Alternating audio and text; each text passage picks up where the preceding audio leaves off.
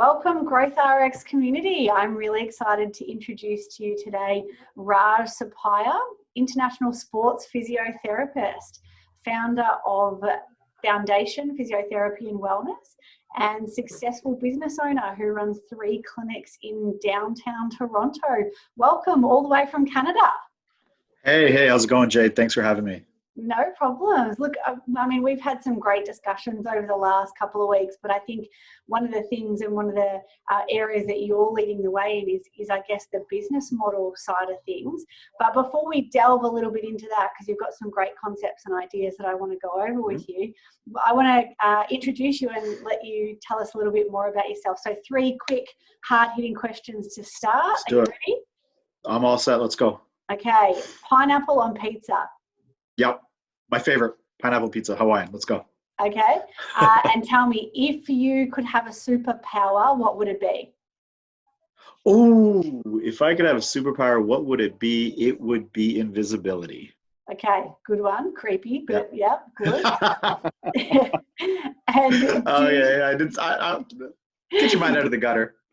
Do you share my loathe for Crocs, the footwear? Yeah, Crocs are not a thing. Make up your mind. Either you're a slipper or you're a shoe. Okay. Not and cool. The most important and my most favorite question, given that Growth RX is all about showcasing and recognizing people leading the way in allied health and doing wonderful things for the health community, what does leadership mean to you? Leadership to me means having passion and having a vision and getting your team and getting people around you to follow and help achieve that vision together. Great. Okay, so now obviously you are a little bit unique in the way that you run your businesses, particularly over there in Canada, but even globally, in that you are very vocal about running an exceptional business model and tying in that patient or client value with the outcomes that you're getting. Can you tell us a bit about how you've got 3 clinics and you've obviously got quite a lot of staff and practitioners. Tell us a bit about how you started and the growth and why your model is a little bit different. Okay, so started a clinic, started almost 10 years ago, 2021, first clinic practice between myself and my business partner. We were both practitioners. And then we just reverse engineered what we were doing. We wanted to scale, we wanted to grow, we wanted to take our vision of providing like a boutique healthcare experience beyond just ourselves. So we had to learn, we had to expand, and really the mission to expand is what made us have to think more like a business, because we have to take ourselves out of the business and see like it's not just about us anymore. It's about the team. It's about having staff and how do you help them grow and achieve, and scalability has to be done properly. And I'm not going to lie, like if you want to be able to push your vision and keep doing your vision for years to come, you need to have a good business because you need to have profits. That's how you're going to grow, right? So we had to think about, looking into the bottom line of the business, looking into how do we help this business really make profits and grow while still achieving our vision of delivering quality healthcare. The 2 are not exceptional. I think people think that, they're exceptions, but they can come together. You can deliver a great product or service and you can make great profits. And we're not shy. As I started getting more guts in the game of business, I'm not shy to share that, statement with people that you're allowed to make money out of this, right? Because actually, if you're making money and people are spending money on you, that means you're doing something good on the experience side. You're driving value. Absolutely. And I think, but it's a hard concept as a business owner, not to make it sound like a money grab, but I think we should be more transparent talking about the value of money and what we're actually providing for our clients. And I think, but the fact by default that we call them patients all the time, I don't think we give enough credit to the fact that money is actually changing hands and that financial transaction is in place. So how do you project that to your team? Do you set KPIs? And how does the business model run a little bit differently? Have they got certain figures that you reflect on? Because as a practitioner, if we're not reflecting on stats and KPIs, what do we use for professional growth? The question you asked is exactly the question I'd ask my team, right? Like, how do you know you're doing a good job? Like we don't want our visits to be transactional. In fact, if anything, if a patient comes in once and then doesn't come back, that's an extremely transactional visit because they came in, they got something out of that session and they left, but they didn't come back. If they didn't come back, they didn't see value in it. Yeah. So you did not really convince them that whatever, we charge $80 Canadian for a follow-up, that $80 wasn't worth coming out of their pocket for, right? Yeah. So you did not drive value. So then did you really do your job as a physiotherapist or as a chiropractor or as an osteopath or whatever your profession is? We want to drive value in those sessions. And how do we compare value, right? Like I know I have a skill set that I can provide to my client or my patient, but how does my client return that transaction? And that relationship is done via money, right? But we don't have to call it a money grab. We have to call it a relationship, right? It's investment on both sides. What I'm giving to the relationship is my knowledge, my expertise, my passion, my empathy. What you're giving on the other side is both. It's an active effort to succeed, but as well as a resource that you have, which, is the financial resource or the money, as we say, right? And that exchange builds a relationship. That's like any relationship we've built in anything, whether it's a partner or parents, we always exchange resources, and this is just an exchange of resource. And it's such an important conversation to have, because if you have got a patient or a client and you want money for providing a service or selling a product, you actually have to provide something more valuable than what they see that money to be. 100%. And they'll trade it. It's a simple trade. Exactly. So it's about we don't like to use the word money. Money is a process. Money is part of that relationship, but really it's value. Are you providing value? So what we say, and you hear this in business all the time, like the lifetime value of a client or the lifetime value of a customer, the yearly value of a customer. So, within our world of rehab, we have a plan of care. A patient comes in, a client comes in with an injury. This goes into our KPIs. And then we look at, okay, most insurance plans and where we are based on our type of clientele, they usually can cover about $500 to $1,000 of coverage. Okay. And a plan of care that's the run-of-the-mill ankle sprain, shoulder, back pain should take about 4 to 6 weeks based on this many visits we want to see per week. It's about 8 to 9 visits. That is about a $750, $800 lifetime or plan of care value for that patient, right? So what you want to see, that is the value we need to drive. If a patient is spending that much money, we know we have provided value because we've completed a plan of care. And that is the outcomes we look for. So we look for something called PVA, which is patient visit average. And we look at all the patients you've had in the span of a quarter or a half or a year. And what is the average amount of times the patient came in to the clinic, right? If it's 1, not good. If it's 13 or 12, that's amazing. That means you got your patient to come in 12 times. That means they valued coming to your sessions. And that's what we look for. And so what are you actually looking for? So when you're setting KPIs, and I hate to use the word expectation, but to provide the best value and the best outcomes for a patient, for example, what sort of figure are you looking at with a PVA or an average visit for a new patient? Yeah, so we look at every therapist. We understand there's always outliers, like there is in healthcare. There's always outliers with every industry, right? So we look at a PVA from 8 to 10. Right? So you should be able to hit 8 visits within a patient when a patient comes in. So your patient should be coming in at least 8 times into our business. That means a lot because if a patient has entered a business even 6 to 8 times, they value it, they love it, they're interacting with everybody. What does that mean? They're more likely to come back the next time they get injured. Yeah. You've built a relationship in their head with them, and they're going to come back and see you. Yeah. Right? Less investment for the clinic, less investment for the clinician to go get new clients because you're going to get return clients as well. And you're going to get friends and family referrals. And that's really what it comes down to. So we like to use 8 in our business as a PVA. And of course, in regards to the business sense of that makes a lot of sense. But to some, and I know for a fact there's going to be some new graduates listening to that thinking, oh my gosh, 8 consultations for a patient, particularly, and what I say to most grads is, confidence is not who you are, it's what you do. And conviction is the delivery of that confidence. It's the belief in what you're doing. You've obviously trained a lot of graduates and had a lot of practitioners. How do you actually, and I don't want to use the word sell again, but how do you build confidence with a practitioner that, you know, that is what's needed for a patient, and how do you give them the confidence to be able to project that as part of that delivery in patient care? So remember, like targets, like you know, aim for the moon, and if you miss, you're still amongst the stars, right? Like every team is aiming for a championship, but you know only one can get it. So we aim high. 8 is high, right? 8 is high, but that's the target. We don't want subpar. We want to be great. That is our team. That is our values. We want to be great. We want to be the best clinicians in Toronto, in Canada, right? So we are aiming for that. We're not aiming for subpar. Yeah, if you hit 6, I'm not going to fire you. We're going to discuss and aim better, but you know, you've probably done a good job. So we like to have solid KPIs that are, you know, attainable. They're not, you know, something like 13. I've had clinicians reach 13, okay? PVAs of 13, right? So I'm not going that high, but I'm choosing a number which I think is reasonable based on natural history of an injury, 6 to 8 weeks, once a week for 8 weeks, right?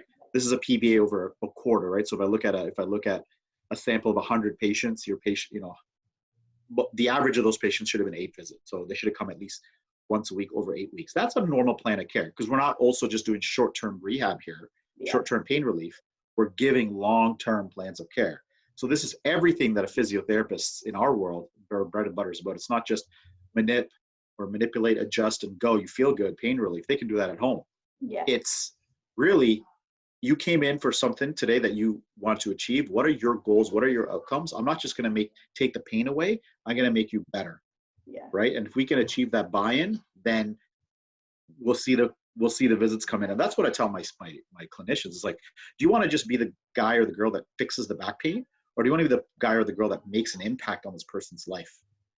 Right? And I think that's such an important part there, where you've got, you know, in the early stages in your profession, you want to fix, you want to heal. You know, I think that concept is starting to die out. We're looking at proactive care now. We're looking at helping people rather than fixing people. And evidence-based medicine plays a huge role in that. But relationships and connections plays an even bigger role. But I think, you know, you're stepping across into that cultural side of things, you know, our team and greatness and all that sort of stuff. I mean, surely you don't wait to get, because training is one part of it, but this would all be part of the interview process. I mean, do you have a certain interview process that to try and find these practitioners? Because certain personalities, I guess, obviously shine through. How do you find your A team? It all starts at inception. So we literally, you know, it's on our social media. It's the moment you walk into our clinic, you feel it. We have core values on our website. So, you know, you're not going to apply if that's not who you are. You like our values, you like our vision. It's all stated on our website. You apply. And then in the interview, I'm not afraid to ask these questions. I will ask, you know, what do you know about PVA? What do you think a patient visit average should be? Why do you want to achieve that? I want them to tell me the answer that I've just gave you. Right? Why do you want to achieve this PVA of 8? I don't want you to tell me because I want to make more money, because that's important for the clinic. Yeah. Profits are secondary, right?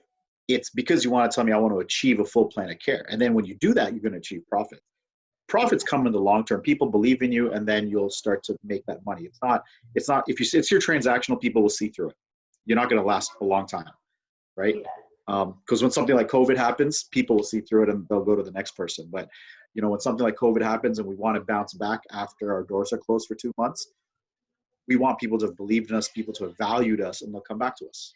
Yeah. And I think that's the important thing that you're saying, is it's a brand, and you know, you can feel it within, you know, the clinic and all the practices and stuff. And I think, do you think that, you know, at the end of this COVID stuff, because of that brand and the strength in your culture, do you think you would survive better even in Canada or anywhere in the world because you've got the strength in the brand? Of course. I mean, I think, you know, like brand and relationships, it's what's going to help you through this, right? Like, you know, I just look at even my personal life right now. Like, even though we're not going to the clinic, the income is down, you know, who do I lean on the most? I lean on my wife, my kids, my family, friends through Zoom call, right? Relationships matter. So, you know, your clients lean on you. Your clients lean on us as the brand. So if you've built that relationship and you've built that trust, they'll come back. That $80 is nothing for what they value in coming in back through those doors. In fact, they want to support you. We had clients ask us, Jade, I'd be happy to pay, when we closed our doors, I'd be happy to pay upfront for 10 physio sessions to help keep you guys paying the rent. And I had to turn them over. I had to turn somebody who was like, we can't accept that. Just be there when our doors open. We'll be happy to have you. Right. Yeah. And that's amazing. And I guess that's got to be humbling. And that's why we 100%. do what we do. And I think that's where you've got to take it back to your purpose and your passion. But, the business side of running a practice is quite, I guess, a scary concept for some, or even that mindset is hard to get some practitioners around. I mean, if you were coaching some brand new clinic owners through this mindset of having to think a little bit more business minded, where do you start? Where does that mindset start, and what would you say to them? 100%. We use the word business a lot, and then when we think about business, we think about money, and I don't think that's the right way of looking at how we should be picturing the whole concept. First of all, a lot of what businesses has really helped me get into the business side of things is tracking and analyzing, right? So you track and analyze, why was I doing so well as a clinician? And I looked and I tracked, I said, it's because my patients are coming back. And why is XYZ clinician doing so well, and why is XYZ clinician not doing so well? It's statistics, right? So it's the ability to analyze and track and self-reflect. As an individual, you self-reflect. As a business, you reflect on numbers. We can't ask, between our 3 clinics, we have 22 staff, and we've seen about 7,000 patients. We can't ask every single patient, but we have to look at the metrics of helped out, right? And then we track and analyze, and that's how we build.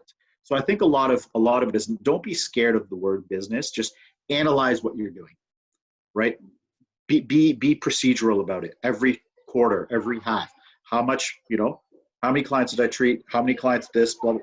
Create whatever metrics are important to you and track them. That's how you know you're doing better. That's how you know you're improving. Yeah. And I think that's the thing. We get to love what we do. We get to provide amazing outcomes for which profit and money is a wonderful byproduct of doing something we 100%. love every single day.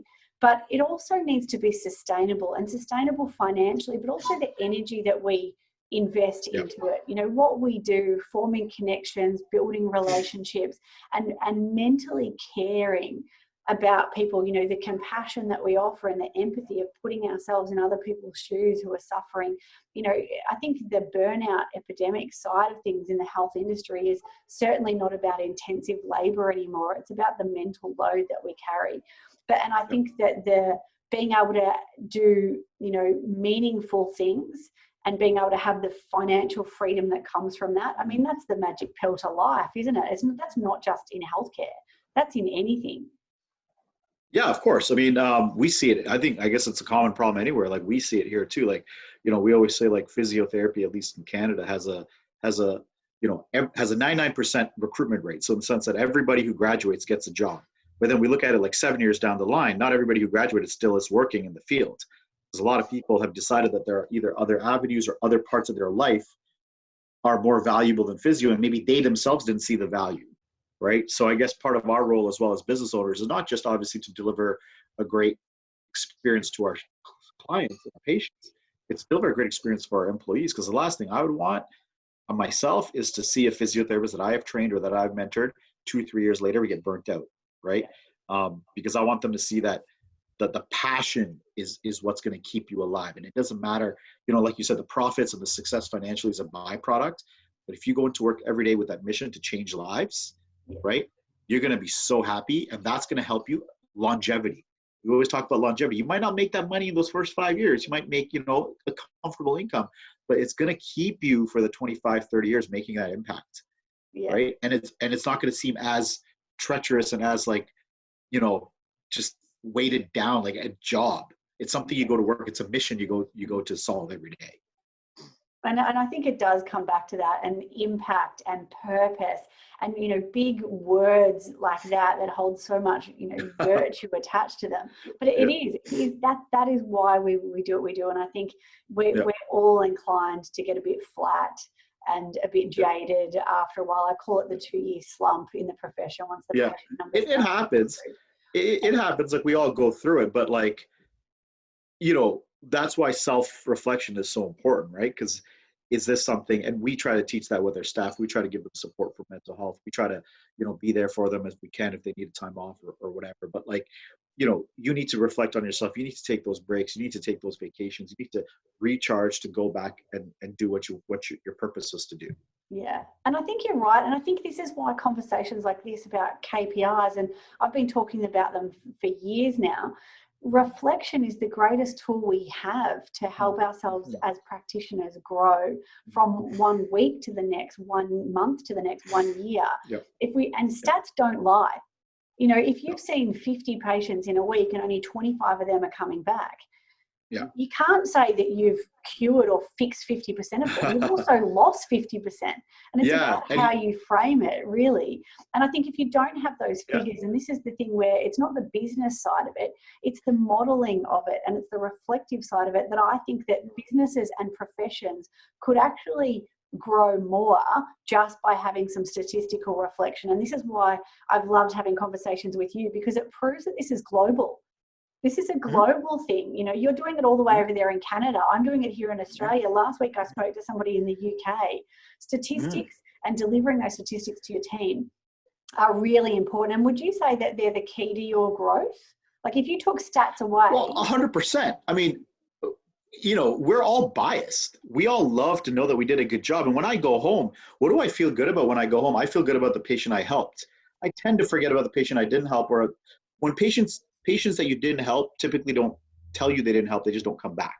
Yeah. So it's hard for us to see it, right? But we see the improvements in patient that we help, so that builds onto us. So we think we're doing such a great job. But then if I pull out a stat and said, hey, you feel great about the 50% you helped, but all these 50 people didn't come back. So these are technically 50 people who you didn't help, right? And that's your statistics. So I think stats can be a bit of a reality check. And, like I said, we're self-biased. People can lie, but numbers don't. And it's harsh, but what do we use to build our practice? As evidence-based practitioners, in physiotherapy, like we do statistics. It's an important course. That's how we know what treatment helped. We don't just, do something and the patient feels better. We track it, we analyze it, we run the statistics, and that help. Same thing should be done for us as clinicians. We should be doing that. And it is interesting that you say that. It's the same problem here. People don't like to have those kind of statistics on themselves, right? Because it kind of it seems like, whoa, why are you marking me? I'm a professional. But those are the people we want on our team, the people who want to hear the numbers, the people who want to be coached, right? The best players, even the Michael Jordans, LeBron Jameses, Tom Brady's, all these, athletes, they want to get better. Even if they're 10% failing, they want to know what they can do to improve themselves, right? That's why they're so good at what they do, because they review, they analyze the videotapes, they review where they're failing, and they try to improve. And that's the person we want on our team. Yeah.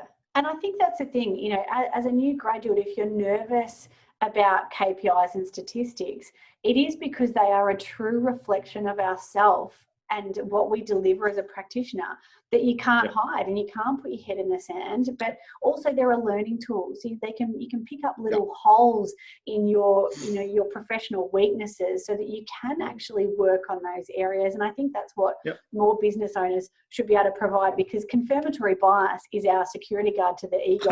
It guards our door. That's great. And we do that with our new grads. So we have like a weekly form that they fill out. Yeah. It has like their numbers on it, their KPIs on it, but it also has like, what did you learn this week? What would you pat yourself on the back for? What is one skill you want to learn better? And they fill that out every week as part of like their 3 months probation. So every week for 3 months, they're doing a self-reflective tool to help them grow. And they're the best at it because they were doing it in school.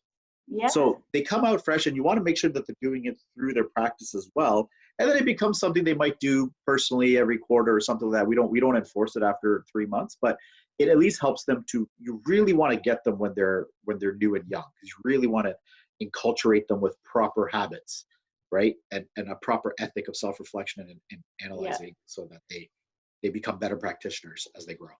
And I think inspiring others is also what helps you grow as a business owner, because I can hear the passion in your voice. Gosh, it must be a good feeling when you start a new grad and you see them just flourish and fly after 5 years of, being under your guidance, and also seeing them evolve and the hard work that they put in really, really pay off. That's probably part of why you do what you do too. Well, actually, like, two of my hires have become the partners in our other 2 clinics. So, you know, and that's part of their success plan, right? The one I told you that was hitting 13 PVA, she was just an absolute GOAT, greatest of all time in terms of rebookings, and had it. And I'm like, you know what? This was the person who I need on my team. She's going to help me grow. So she became a business partner in clinic location number 2. And that to me is like the most pride you can take as a business owner, is to be able to build your team at the higher level because you've helped build them at this level too. So, and that also helps inspire the ones that are just coming into the company, that they can see that all these people progress their way up and have now run their own clinics as well. So that creates a aspiration for them. And that's really our model of growth, is we want to grow and expand with our clinicians as they progress. Right. And so what's the plan for Foundation Physiotherapy long term? How many practices do you want? I mean, is there a big, hairy, audacious goal that you've got? Yeah, you know what? The goal is not numerical. I told you, right? Like the numbers are going to help solidify what I do, but the goal is just to make a difference, right? I want to be as impactful as I can. I would love to be nationwide. I would love to have a boutique store in every major city in Canada. If we can take this brand international, I can. That's not going to be what I'm working towards. I'm just working towards my mission every day, and we'll see what that organic growth happens. You know, things just happen. If you put yourself out there, if you put good things out there, good things come back. Yeah. Right. Something will happen. You can't plan for it. You can't go out looking for it. It just happens. Yeah. And when it happens, you should be ready to leap on it. Yeah, that's it. Well, we will certainly be watching this space, and I wanted to thank you so much for your time. Your passion and your energy for this is infectious, and you're doing great things over there in Canada, and hopefully we get to hear a little bit more of your voice leading the way in this type of area, particularly in business and in patient outcomes. So thank you so much. It's your evening over there. I'll let you get back to it, but I'm thrilled to have been able to introduce you to the Growth RX community, and look forward to chatting to you again. Thanks, Jade. Appreciate being here.